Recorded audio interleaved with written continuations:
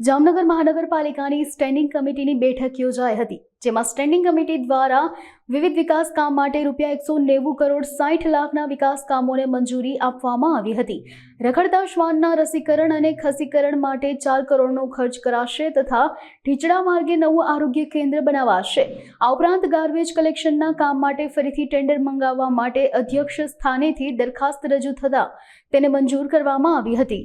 આજરોજ મળેલ જામનગર મહાનગરપાલિકાની સ્ટેન્ડિંગ કમિટીમાં કુલ 36 વિકાસ કાર્યોના એજન્ડા હતા, જેની કિંમત 190.60 કરોડ જેવી થાય છે। આ 36 એજન્ડાને મંજૂર કરવામાં આવ્યા છે। આ 36 વિકાસ કાર્યોની અંદર જામનગર શહેરમાં જે લોકોની તેમજ જામનગરના ધારાસભ્ય, સંસદ સભ્યશ્રી તેમની વારંવાર રજૂઆતના હિસાબે ગુજરાત સરકારે જે 2 બ્રિજ મંજૂર કરેલ હતા, એ 2 બ્રિજ જામનગર શહેરમાં થેબા બાયપાસ જંકશન ઉપર 6 લેન બ્રિજ અને સમર્પણ સર્કલ જંકશન ઉપર 4 લેન ફ્લાયઓવર બ્રિજ આજરોજ મળે સ્ટેન્ડિંગ કમિટીમાં બંનેને બહાલી સાથે મંજૂર કરવામાં આવેલ છે।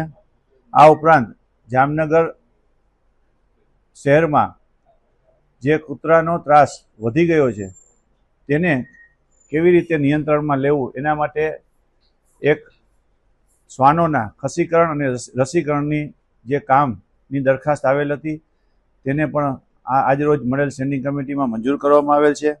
આ ઉપરાંત જામનગર શહેરમાં ગ્રીન એનર્જીને પ્રોત્સાહન આપવા માટે પંપ હાઉસ અને શંકર ટેકરી ESR ખાતે સોલાર રૂફટોપના કામની આવેલ દરખાસ્તને પણ બહાલી આપવામાં આવેલ છે।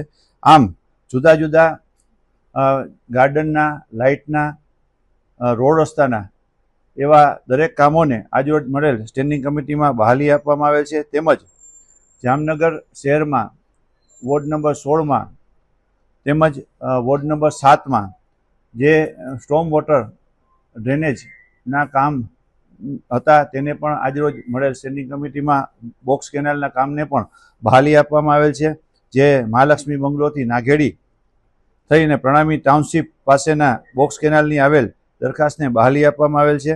આમ કુલ 36 કામો આજરોજ મળેલ સ્ટેન્ડિંગ કમિટીમાં હતા તેને બહાલી આપવામાં આવેલ છે। તેમજ એક કામ ચેર ઉપરથી લઈ જામનગર શહેરમાં ડોર ટુ ડોર ગાર્બેજના જે કામ હતું કચરાનું તેને આજરોજ મળેલ સ્ટેન્ડિંગ કમિટીમાં ચેર ઉપરથી લઈ અને તે રીટેન્ડર કરેલ છે અને વહેલી તકે એવી ટેન્ડર નવેસરથી બહાર પડી જાય અને પાછું જામનગર શહેરમાં લોકોને સુખાકારીમાં કેમ વધારો થાય તેના માટેનું એક સર્વે કરી અને તાત્કાલિક એ કામને બહાલી મળે એવા આજરોજ મળેલ સ્ટેન્ડિંગ કમિટીમાં કહેવામાં આવેલ છે।